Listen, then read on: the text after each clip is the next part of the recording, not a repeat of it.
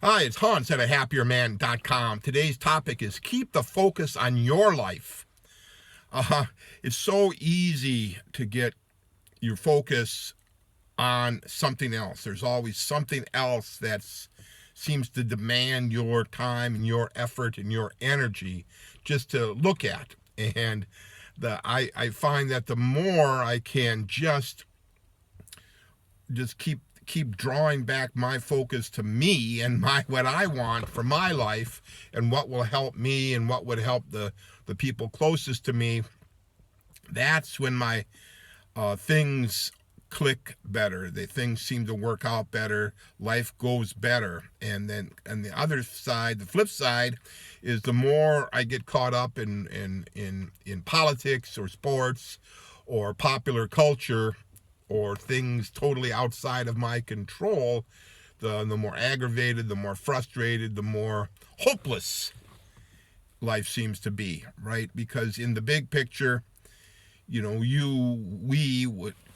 one person might not have that huge of an effect on big time world events.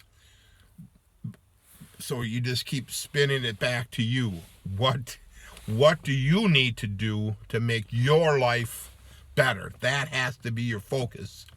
And by doing that, you'll find that you will have an effect on others. That in the practice of you focusing on your life and making your life better, the people, let's say, around you that you're with and spending time with, their life is going to improve. If you're focused on being a decent person and you're spreading you'll be spreading that decency outward. If you're focusing on making improvements to your life and finding things that help you, you'll be sharing that information with others, right? Your family, your friends, and your work colleagues and people you run across even. So just do that. Just keep that focus.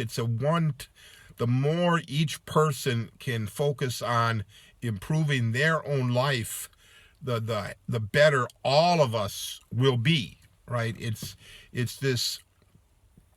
I think you can kind of see this when you see, let's say, someone lashing out at others. If their life is terrible, and they lash out at others, they don't only make their own life worse by the lashing out, but they're making other people's lives worse, right? So I wouldn't suggest you do that. I would suggest you focus on uplifting your life, and in the process, you'll be uplifting other people's lives too. And I think it should be obvious that that's the best way to go about life, but a lot of us lose sight of the fact, and we get caught up in kind of this struggle and of, your life kind of sucks, but it isn't suck that bad enough to make big changes. But over time, it gets worse and worse and worse until you wake up one day and your life is totally out of whack and a miss, and everything is wrong.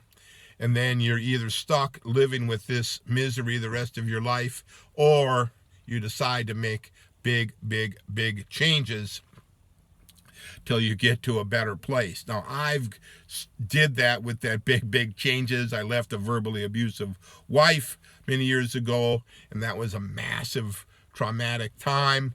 But I was, letting that go in my life for too long, and it got worse and worse until I could finally take it no more. And if you have this bad relationship in your life, check out my book, Leave Your Wife and Become a Happier Man with a 3-step system, available on the ahappierman.com website. The links are down below to get more information on those.